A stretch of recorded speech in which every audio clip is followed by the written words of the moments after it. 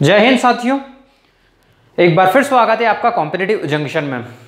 हिंदी जो हमारी सीरीज चल रही है एमपी एसआई, जेल प्रहरी और साथ में एमपी पीएससी वाले बच्चे भी जो हमसे जुड़े हैं उनके लिए, या जितनी भी व्यापम की मध्य प्रदेश में जहाँ जहाँ हिंदी आती है इससे बाहर कुछ भी नहीं आएगा, ये मेरी गारंटी। ठीक है, इनसे बाहर जो मैं पढ़ा रहा हूँ उससे बाहर कुछ भी नहीं आएगा, उनसे आपका काम बन जाएगा।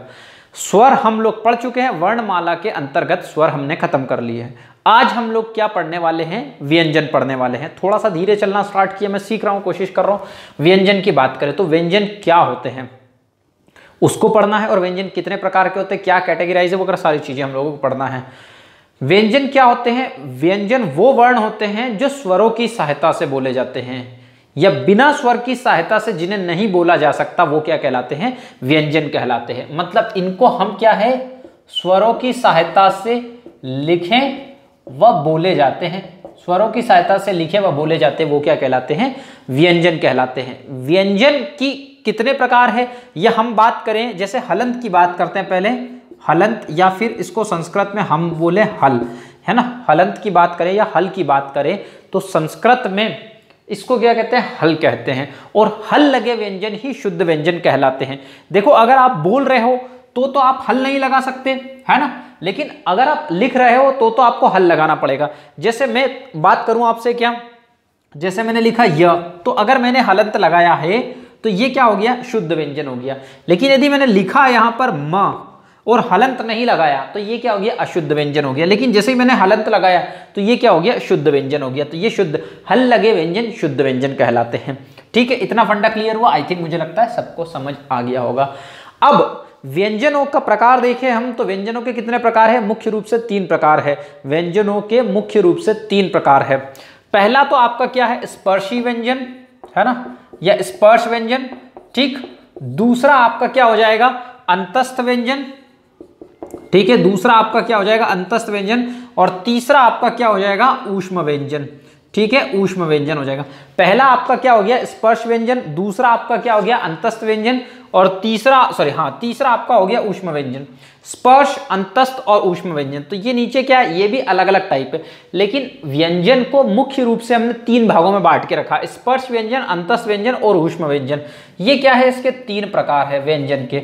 ठीक, इतना फंडा क्लियर हुआ? 3 प्रकार है। अब आगे हमको एक एक करके क्या करना है? चीजों को पढ़ना है, स्पर्श, अंतस्थ और ऊष्म को पढ़ना है। तो पहले हम लोग किसको समझे? स्पर्श को समझे। इस टेबल को मोस्ट टाइम पे समझ के आप लोगों को चलना है, क्योंकि यहां पर मैंने एक ही टेबल में सब चीजों को खत्म करने की कोशिश की है। ठीक है, व्यंजन को खत्म करना है हमको, अपने आप को नहीं करना है। तो स्पर्श व्यंजन क्या होते हैं? वे वर्ण या वे व्यंजन वर्ण जिनको बोलते समय जीवा स्थान के आधार पर कहीं ना कहीं हमारे मुख में किसी भी स्थान को स्पर्श करें, वो क्या कहलाते हैं? स्पर्श व्यंजन कहलाते हैं। मतलब हमारे मुख से अगर वायु के द्वारा ये व्यंजन वर्ण निकल रहे हैं तो वो मुख के किसी न किसी स्थान विशेष को स्पर्श करेंगे, वो स्पर्शी व्यंजन कहलाते हैं। इनकी संख्या कितनी है? 25 है। इनकी संख्या कितनी है? 25 है। स्पर्श व्यंजनों की संख्या कितनी है? 25 है। अब वो कौन कौन से 25 है मैं बताता हूं। पहले तो इनको हमने 5 वर्गों में बांट के रखा हुआ है। 25 को हमने 5 वर्गों में बांट के रखा। अब वर्ग आ रहा, वर्ग का मतलब होता है स्क्योर, इसीलिए इनको हम लोग क्या कहते हैं? वर्गीय व्यंजन भी कहते हैं। इनको हमने 5 वर्गों में बांट के रखा, इसलिए हम इनको क्या कहते हैं? वर्गीय व्यंजन। 5 × 5 कितना होगा? 25 होगा। आप यदि ऐसे करके देखें तो ऐसे ऐसे ऐसे किधर से भी करेंगे तो कितना होगा? 25 होगा। तो वर्गीय व्यंजन मतलब स्पर्श व्यंजन को 5 वर्गों में बांटा, इनकी संख्या 25 है और इन्हें वर्गीय व्यंजन भी कहा जाता है। ठीक है, कौन कौन से हैं पहले समझ लेते हैं। 5 वर्ग कौन कौन से हैं? एक होगा आपका क वर्ग, एक होगा आपका च वर्ग, ट वर्ग, त वर्ग और प वर्ग। क च ट त प, क च ट त प वर्ग हमारा क्या है? स्पर्श व्यंजन का। ये वर्गीय व्यंजन के 5 प्रकार हो गए, वर्गीय व्यंजन के 5 टाइप हो गए। क वर्ग, च वर्ग, ट वर्ग, त वर्ग और प वर्ग। ये वर्ग हो गए कितने? 5 वर्ग हो गए। क च ट त प, इतना फंडा हुआ क्लियर? आई थिंक, मुझे लगता है सबको समझ आया कि जो स्पर्श व्यंजन है 25, उनको हमने 5 वर्गों में बांटा है। क वर्ग, च वर्ग, ट वर्ग, यहां वर्ग लगा सकते हैं, यहां वर्ग लगा सकते हैं। नोट्स आप लोगों को मिल जाएंगे। किसी ने भी अभी तक कमेंट नहीं किए कि हमको नोट्स नहीं मिले हैं, तो कितने लोग देख रहे हैं मुझे खुद भी आइडिया नहीं है, लेकिन जिन लोगों ने कमेंट किया है उनको तो व्हाट्सअप कर दिया है। जो नए जुड़े हैं वो टेलीग्राम पे जुड़ सकते हैं या व्हाट्सअप कर सकते हैं, नोट्स के लिए कोई दिक्कत वाली समस्या नहीं है। तो क वर्ग, च वर्ग, ट वर्ग, त वर्ग और प वर्ग, ये हो गए 5, ये हो गए 5, ये हो गए 5, ये हो गए 5, ये हो गए 5। तो ये हो गए हमारे वर्गीय व्यंजन। तो क वर्ग में क्या आएगा? क ख ग घ अंग, क ख ग घ अंग, च छ ज झ, झ आना चाहिए ना यहां पर, झ के बाद में झ, झंडे का, च छ ज झ इय, ट ठ ड ढ ण, च छ ज झ इय, इय, अंग पढ़ते हैं इसको, अंग, इसको पढ़ते हैं इय, हमेशा ध्यान रखिएगा। त थ द ध न, प फ ब भ म, हो गए 25 टोटल। याद रखिएगा जब हम व्यंजन संधि पढ़ेंगे तब ये बहुत ज्यादा काम आने वाले हैं, हल्के में मत लेना इनको, ठीक है। तो ये हो गए अपने यहाँ। कैसे पढ़ते हैं? कचट त प, ख छ ठ थ फ, गजड़ द ब, घ झ ढ ध भ, अंगयण नम, कचट त प, गजड़ द ब, अंगयण नम। इन तीन को याद रखना है, कचट त प, गजड़ द ब, अंगयण नम, क्योंकि ये आगे जाके आपको बहुत काम आएंगे। कचट त प, गजड़ द ब, अंगयण नम। फंडा हुआ क्लियर? ये 25 को याद रखना है। अब आगे जाके हम लोग बात करें तो इन 25 को पहले हम समझ लेते हैं, फिर उसके बाद में हम आते हैं अंतस्थ और ऊष्मीय व्यंजन पे। तो ये जो क वाली लाइन है, क वर्ग है, क ख ग घ अंग, इसको हम लोग बोलते हैं कंठ्य व्यंजन। इसको हम क्या कहते हैं? कंठ्य व्यंजन। इस क वर्ग को हम कहते हैं कंठ्य व्यंजन, या फिर इसको हम कहते हैं कोमल तालव्य। कोमल तालव्य मतलब आपकी निचली जीभ वाला जो स्थान है उसको हम क्या कहते हैं? कोमल तालव्य।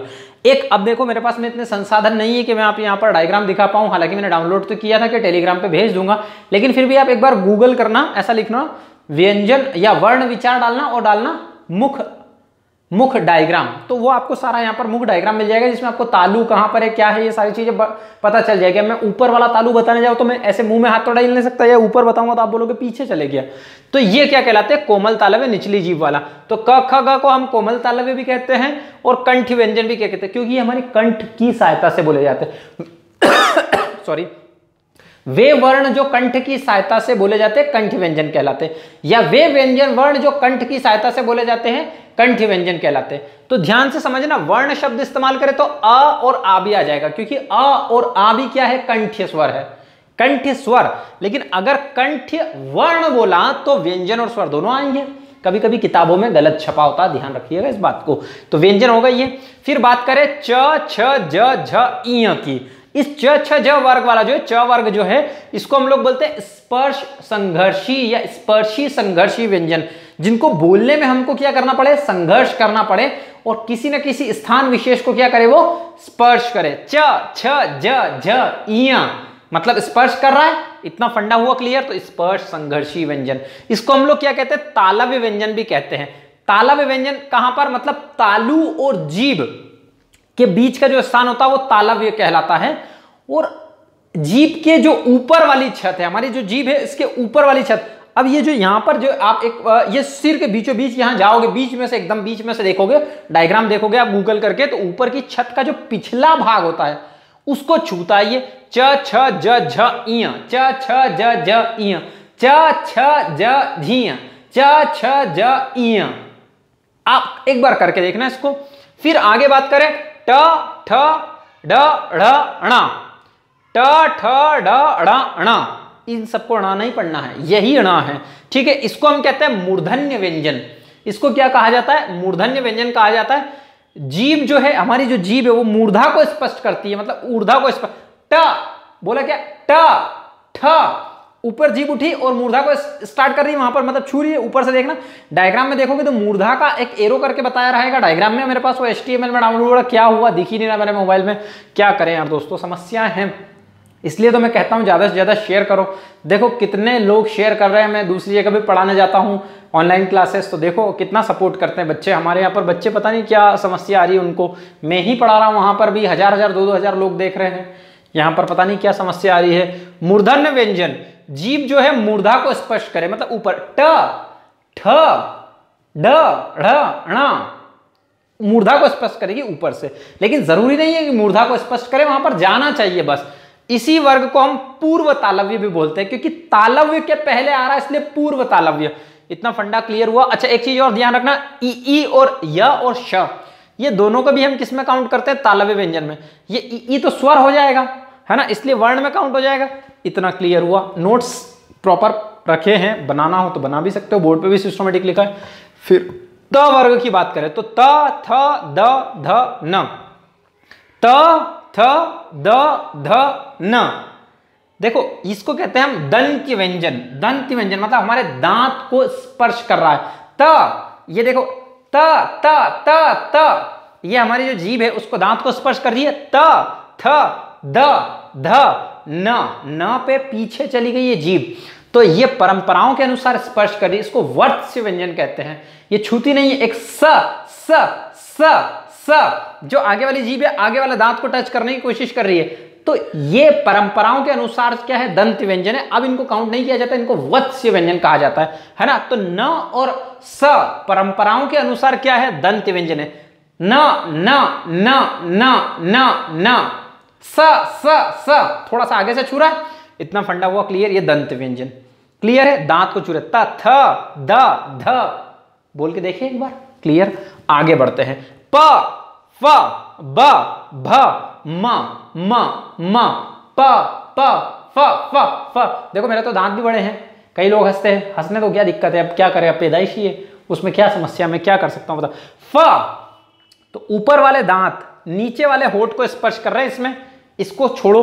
प प प प दोनों होठ चिपक रहे हैं। प मेरे होठों पर अपनी प्यास रख दो और फिर सोचो, क्या इसके बाद भी दुनिया में कुछ पाना जरूरी है? हसीम साहब का शेर है, क्या शेर लिखा उन्होंने, है ना। तो प, फिर उसके बाद ब ब ब दोनों होठ स्पर्श कर रहे हैं एक दूसरे को। भ भ भ म शायर हूं, देखो यार मैं शायर हूं, शायरी करता हूं। तो ओष्ठ व्यंजन कहते हैं इनको। ओष्ठ व्यंजन मतलब होठ को टच कर रहे हैं, होठ को स्पर्श कर रहे हैं, इसलिए इनको ओष्ठ व्यंजन कहते हैं। ये भी स्पर्श कर रहे हैं, लेकिन थोड़ा सा दांत भी आगे बीच में ऐसे करके, तो राक्षस जैसे तो नहीं दिख रहा ना, बस ठीक है। आजकल बोले पढ़ाने का तरीका सर आपने चेंज कर दिया। हाँ तो दोस्तों शेयर करो यार, सपोर्ट तो करो। देखो कितना सपोर्ट कर रहे हैं लोग आपके, मैं देख रहा हूँ व्हाट्सएप पर चीजें डाल रहा हूँ, आप लोग पता नहीं आप लोगों को क्या दिक्कत है। देखो इसको व को भी यहीं लिख लेते हैं और फ को भी यहीं लिख लेते हैं साथ में, तो आपका क्लियर कट मामला हो जाएगा। व और फ को हम लोग दंतोष्ठ व्यंजन कहते हैं। दंत ओष्ठ व्यंजन मतलब दांत और ओष्ठ की सहायता, मतलब होठ की सहायता से बोले जाते हैं, वे दंतोष्ठ व्यंजन कहलाते हैं। मतलब दांत और होठ, दंत और व मतलब ये दांत और ये होठ, व फ फ फ तो ये क्या कहलाएंगे? दंतोष्ठ व्यंजन कहलाएंगे। फंडा क्लियर हुआ, मतलब दांत और होठ की सहायता से बोले जा रहे हैं। व फ फ फ दंतोष्ठ व्यंजन, क्लियर फंडा। तो ये दंतोष्ठ व्यंजन है और व और फ दंतोष्ठ व्यंजन है। बाकी प फ ब भ को हम लोग किस में काउंट करते हैं? ओष्ठ में काउंट करते हैं। तो ये हमारा स्पर्श व्यंजन में ही हमने सारे व्यंजन को और स्वर को भी कंप्लीट किया। स्पर्श व्यंजन 25 प्रकार के, और उन्हीं में एक जगह पर कंपाइल करके चीजों को लिख लिया। डेफिनेशंस यहां से समझ में आती है, नाम से स्पष्ट होती है। आगे बात करें अंतस्थ व्यंजन की। सबसे पहला क्वेश्चन, अंतस्थ व्यंजन की संख्या कितनी? तो 4। कौन कौन से अंतस्थ व्यंजन? अंतस्थ व्यंजन में य, र, ल और व। अंतस्थ व्यंजन में य, र, ल, व काउंट होते हैं। कौन से काउंट होते हैं? अंतस्थ व्यंजन में य, र, ल, व काउंट होते हैं। अंतस्थ व्यंजन में य, र, ल काउंट होते हैं। मतलब हमारी जो जीवा है वो विशेष सक्रिय क्या है सॉरी नहीं रहती है। य, र, ल, व, य, र, ल, व, इसको क्या कहते हैं हम? इसमें हमारी जीवा विशेष सक्रिय नहीं रहती है, ये कहलाते हैं। आगे बात करें ऊष्म या संघर्षी व्यंजन। ऊष्म या संघर्षी मतलब ऊष्मा उत्पन्न होंगी या जिनको बोलने में हमको संघर्ष करना पड़ेगा, जिसको बाबा रामदेव और अमिताभ बच्चन सही बोल पाएंगे। क्यों? वो बहुत अच्छी हिंदी है उनकी, शुरू से। हम लोगों की हिंदी और आप लोगों की हिंदी में उतना क्या है, पैनापन नहीं आता जितना उनकी हिंदी में है। शुरू से बचपन से हरिवंश राय बच्चन जी और बाबा रामदेव को तो आप पहचानते ही हो, कुछ समर्थक भी और कुछ खिलाफ भी, है ना। श, स, ह हम लोग तो क्लियर इसमें वो भी नहीं, डिफरेंस भी नहीं पैदा कर पाते। श, स, ह ऊष्म या संघर्षी मतलब जिनको बोलने में ऊष्मा उत्पन्न होती है और जिनको बोलने में संघर्ष करना पड़ता है। इनकी संख्या कितनी है? 4 है। ऐसे क्वेश्चन भी आते हैं, इनकी संख्या कितनी है? संयुक्त व्यंजन की बात करें तो श, त्र, ज्ञ और श्र व्यंजनों का वर्गीकरण 3 प्रकार से किया गया। याद रखना है, क्वेश्चन एग्जाम में आया हुआ है। संयुक्त व्यंजन की बात करें श, त्र और ज्ञ और श्र। अब हम बात करें श्र की। शक, इसको हम लोग कैसे लिखते हैं? क प्लस श से मिलकर बना हुआ है। शक, क्षत्रिय ना कि क्षत्रिय। क्षत्रिय पढ़ते हैं इसको, क्षत्रिय। क प्लस श से मिलके बना है, क प्लस श से मिलके बना है हमारा क्या, क्षत्रिय। शक की बात करें, शक बोलने पर आता है। तो फिर उसके बाद में त्र की बात करें तो ये लिखा मैंने त्र, तो ये किससे मिलके बना हुआ, त प्लस र से मिलके बना हुआ, त्र, त प्लस र से मिलके बना। आगे बात करें ज्ञ की, तो ये मिलके बना हुआ किससे, ज प्लस इ से, ज प्लस इ से मिलके बना हुआ क्या हमारा ज्ञ, ज्ञानी का। रीवा साइड, ग्वालियर साइड, इसको मुरैना साइड में ज्ञानी, ज्ञानी पढ़ते हैं। तो क्या हो जाएगा ये, ज्ञानी का, ज्ञानी का, ज प्लस। लेकिन आजकल इसको ग प्लस इ भी मानने लग गए हैं, वर्तमान स्वरूप इसका ग प्लस इ है, ये भी याद रखिएगा। लेकिन सही प्रोनाउंसिएशन क्या है इसका, सही उच्चारण क्या, ये है। फिर उसके बाद में आपका बचता है क्या, श्र। गलत लिख दिया, श्र ऐसा मत लिखना, बचपन में बिगाड़ दी आदत, उसी की वजह से हो गया। तो श प्लस र से मिलके बना श्र, श प्लस र से मिलके बना। संयुक्त व्यंजन की डेफिनेशन देखें तो दो असमान व्यंजन वर्णों के मेल से बनने वाले नए व्यंजन क्या कहलाते हैं, संयुक्त व्यंजन कहलाते हैं।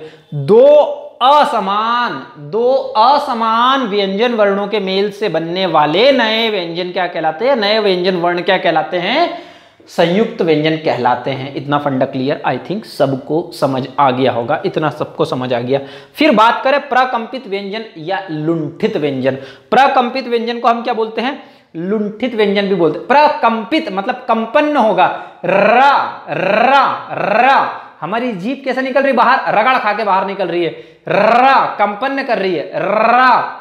अब बोलोगे सर आप तो बार बार ऐसे चिल्लाओगे तो ऐसे ही होगा, र र, जीभ बोल के देखो एक बार, र करना, हाथों हाथी करना, मजा आएगा। प्रकंपित, दिल से लाइक करो यार दोस्तों। एक कोई बंदा है, मुझे समझ नहीं आता, जैसे ही मैं वीडियो डालता हूँ, यहाँ पर भी डालूँ या जहाँ पर मैं ऑनलाइन क्लास पढ़ा रहा हूँ वहाँ पर भी, जैसे वीडियो डालते हैं वो अनलाइक कर देता है। कौन है मुझे समझ ही नहीं आ रहा। वो एक ही बंदा, वो पीछे पड़ा हुआ, आपने देख लो, अब उसको पहचान जाओ कौन है वो, ये अपने वाला है कोई। वो जैसे ही वीडियो डालो वैसे वो डालते से उस पीछे पड़ जाता है कभी कभी, क्या पता क्या है उसके साथ, समस्या क्या है समझ में नहीं आता है। सब्सक्राइब भी कर रखा उसने, इसका मतलब ठीक है कोई बात नहीं। प्रकंपित या लुंठित, र, तो ये लिखा हमने क्या, र, मतलब जीभ हमारी क्या होगी, रगड़ खाएगी, र बाहर निकलेगा। पार्श्विक व्यंजन की बात करें तो ल बोलते हैं। पार्श्विक व्यंजन में क्या आ जाएगा, ल आ जाएगा। सॉरी दोस्तों, क्या है उसके बाद में, पार्श्विक व्यंजन। पार्श्विक व्यंजन मतलब पार्श्विक ल, अगर हम बात करें ल, तो जब हम ल बोल रहे हैं तो हवा हमारे अगल बगल से बाहर निकल, ल, हवा हमारे अगल बगल से बाहर निकल रही, ल ल ल, हवा बाहर से निकल रही, अगल बगल से बाहर निकल रही। फंडा क्लियर, आई थिंक सबको समझ आया होगा। पार्श्विक व्यंजन क्या होगा। उच्छिप्त व्यंजन को हम ताड़नजात भी कहते हैं, एमपीएससी में बहुत क्वेश्चन आए यहाँ से। उच्छिप्त व्यंजन, ताड़नजात व्यंजन, द्विगुण व्यंजन, आगत व्यंजन, विकसित व्यंजन और उच्छिप्त व्यंजन। उच्छिप्त व्यंजन के अन्य नाम बताइए, तो विकसित, आगत, द्विगुण, ताड़नजात, उच्छिप्त। ताड़नजात के अन्य नाम बताइए, तो ये सब क्या है, एक दूसरे के पर्यायवाची है, सब पूछे गए, हर एग्जाम में क्वेश्चन आया। एमपीएसआई में तो बहुत क्वेश्चन आया कि उच्छिप्त व्यंजन के अन्य नाम बताइए, ये सभी ताड़नजात, द्विगुण, आगत, विकसित और उच्छिप्त। ड़ और ढ, नीचे क्या लगा हुआ है, नुक्ता लगा हुआ है, ध्यान रखिएगा, है ना, नुक्ता बोलते हैं इसको, ये बिंदु लगा हुआ है। जैसे कि मैंने लिखा ख, तो ये क्या हो गया, नुक्ता। अरबी फारसी की ध्वनि जो होती है वो, जिसमें हम लोग क्या करते हैं, जैसे मुगल हमारे यहाँ पर आए तो वो ध्वनियाँ भी लेके आए, भाषा भी लेके आए अपनी, तो ये क्या कहलाता है, नुक्ता कहलाता है, इसको नुक्ता कहते हैं। जैसे जख्म है ना, तो इसका प्रोनाउंसिएशन चेंज हो जाता है। इतना फंडा मुझे लगता है क्लियर हो गया होगा आप लोगों का। एक बार चाहो तो स्क्रीनशॉट ले भी सकते हो आप, वरना मैं नोट्स तो प्रोवाइड करवा ही दूंगा। पार्श्विक भी हो गया, उच्छिप्त भी हो गया, ठीक है, इतना तो मुझे लगता है क्लियर हो गया। आगे हम बात करें, कुछ चीज़ें और भी हम लोगों को बात करनी है, स्क्रीनशॉट ले लो आप, तो थोड़ा सा इसको रफ करके आगे बढ़ते हैं, है ना, क्लियर करते हैं आगे हमारा फंडा। ठीक, आगे देखो, हम बात करें अर्धस्वर की, तो अर्धस्वर में क्या क्या काउंट होता है। अर्धस्वर, अर्धस्वर इसलिए इसको कहा जाता है क्योंकि ये आधा स्वर और आधा व्यंजन, य और व जो ध्वनियां है वो अर्धस्वर कहलाती है। ये स्वर और व्यंजन के बीच में आता है, इसलिए इसको क्या कहते हैं हम लोग, अर्धस्वर कहते हैं। ये भी आप लोग याद रखिए, ठीक, इतना फंडा क्लियर, आई थिंक सबको समझ आया होगा। अब बात करें हम किसकी, काकल्य ध्वनि की। काकल्य ध्वनि, ठीक है, काकल्य ध्वनि की बात करें तो जो हमारे काकल से निकलती, अंदर से, कोमल तालव से, काकल से निकलती है, मतलब अंदर से निकलेगी, तो वो हमारी काकल्य ध्वनि क्या कहलाएगी, कंठ सॉरी, कंठ के थोड़ा नीचे हमारे पास में काकल होता है। जैसे हमारे गांव में तो एक भैया क्या, कौवा ही नहीं है, यहाँ पे जो रहता है ना उसको गांव में कौवा बोलते हैं, जो जिससे बोलते हैं हम, स्वर निकलता है, उसको हम लोग क्या कहते हैं, काकल्य ध्वनि। मतलब कंठ और नीचे वाले काकल की सहायता से बोला जाता है उसको हम लोग क्या बोलते हैं, काकल्य ध्वनि बोलते हैं, जिसमें ह आ जाता है, हमारा ह काउंट होता है। और ये जो विसर्ग है, विसर्ग की बात करें तो आपने देखा ये विसर्ग होता है, ये इन दोनों को हम लोग काकल्य ध्वनि बोलते हैं। ये भी आप लोग ध्यान रखिए, कुछ कुछ क्वेश्चंस डायरेक्ट ऐसे एग्जाम में आते हैं। फिर उसके बाद में दंतोष्ठ व्यंजन तो हम देख चुके हैं, व और फ। फिर उसके बाद में कंठोष्ठ स्वर की बात करें या कंठोष्ठ वर्ण की बात करें, कंठोष्ठ वर्ण तो ओ और औ, ओ और औ, ये कंठोष्ठ स्वर भी चाहो तो बोल सकते हो या कंठोष्ठ वर्ण में बोल सकते हो। ओ औ, ओ औ, ओ औ, ओ औ कंठ की सहायता से बोला जा रहा है, और होठ की सहायता, होठ कैसे हो रहा है, ओ औ औ, तो ये हो गए, ठीक है। ये हो गया हमारा कंठोष्ठ स्वर, मतलब कंठ और होठ की सहायता से बोले जा रहा है, होठ का भी सपोर्ट लग रहा है इसमें। फिर उसके बाद में हम लोग बात करें किसकी, व्यंजन गुच्छ की बात करें, एक और देख लेते हैं व्यंजन गुच्छ क्या होता है। फिर उसके बाद में व्यंजन गुच्छ की बात करें। देखो व्यंजन गुच्छ का मतलब क्या होता है, जैसे मैंने आप लोगों के लिए क्या लिखा, एक एग्जाम्पल के तौर पे मैं लिखूं क्या, क्यारी, जैसे मैंने लिखा क्यारी। अब यदि मैं इसका वर्ण विच्छेद करूं, तो वर्ण विच्छेद करूंगा तो ये आधा क है, जब मैं इसको तोड़ूंगा तो ये बनेगा क प्लस य प्लस आ प्लस र प्लस ई, ये बना मेरा क्यारी। क्यारी में कितने वर्ण हो गए, 5 वर्ण हो गए। तो ये जो क और य आए हैं, मतलब एक ऐसा शब्द है क्यारी जिसमें कोई स्वर नहीं आ रहा, बीच में 2 वर्णों के बीच में कोई स्वर नहीं आ रहा है, उसको हम बोलते हैं व्यंजन गुच्छ, मतलब व्यंजनों का गुच्छा। क के बाद में सीधे य आया, तो क क्या है, व्यंजन, और य क्या है, व्यंजन, मतलब बीच में कोई स्वर नहीं आ रहा है, उसको हम क्या कहते हैं, व्यंजन गुच्छ कहते हैं। अब व्यंजन गुच्छ और व्यंजन गुच्छ के बाद में व्यंजन गुच्छ द्वित्व भी होता है, द्वित्व, व्यंजन गुच्छ द्वित्व, व्यंजन गुच्छ द्वित्व होता है। व्यंजन गुच्छ द्वित्व का एग्जांपल मैं आपको देता हूं, जैसे मैंने लिखा बच्चा या मैंने लिखा पत्ती, तो अगर मैं इसको ऐसा लिखूं प प्लस त प्लस त प्लस ई, पत्ती, ती, पत्ती, तो ये त 2 बार आ रहा है और एक जैसा आ रहा है, त आ रहा है। जैसे मैंने लिखा बच्चा तो च प्लस आ, तो ये बच्चा में 2 बार च आ गया, तो ये व्यंजनों का गुच्छा भी है और 2 बार एक ही वर्ण आ रहे हैं, तो इसको क्या कहते हैं, व्यंजन गुच्छ द्वित्व कहते हैं। इसको इतना फंडा क्लियर हुआ, आई थिंक मुझे लगता है समझ में आ गया होगा सभी लोगों को, इतना फंडा तो मुझे लगता है क्लियर हो गया होगा। अरबी फारसी की ध्वनियां देखना है तो अरबी फारसी की ध्वनियां तो मैंने बता ही दिया है, इनके आगे आप नुक्ता लगा लो तो ये अरबी फारसी की ध्वनियां हो जाएगी, क ग ग फ, है ना। न और स का भी मैं फंडा क्लियर कर चुका हूँ। और देख लेने तो, सॉरी दोस्तों कुछ बचा तो नहीं है आप लोगों के लिए, है ना। मूर्धन्य व्यंजन हो गया हमारा, मूर्धन्य भी हो गया, दंत भी हो गया, ओष्ठ भी हो गया, दंतोष्ठ भी हो गया, वर्ष व्यंजन भी हो गया, कंठोष्ठ भी हो गया, कंठतालव्य भी हो गया, सब कुछ हो गया है। ठीक, तो आज की क्लास मुझे लगता है यहीं तक सफिशिएंट है। क्यों सफिशिएंट है, क्योंकि इसमें आप कंफ्यूज हो जाओगे ज़्यादा। अब मुझे पढ़ाना आपको सघोष और अघोष, है ना, सघोष और अघोष पढ़ना है। उसके बाद में मुझे आपको पढ़ाना है प्राण के आधार पर, मतलब अल्प प्राण और महाप्राण। कल का थोड़ा शॉर्ट लेक्चर बना दूंगा और अलग से डालूंगा, क्योंकि वो आपको बहुत कंफ्यूज करेंगे और आगे जाके बहुत सारी चीज़ें काम आने वाली है। इसलिए आज का लेक्चर यहीं तक है दोस्तों। जितना ज़्यादा हो सके अपने दोस्तों में इसको शेयर करिए। अगर आप लोग नए हमारे साथ चैनल में जुड़े हैं तो सब्सक्राइब कर लीजिए चैनल को।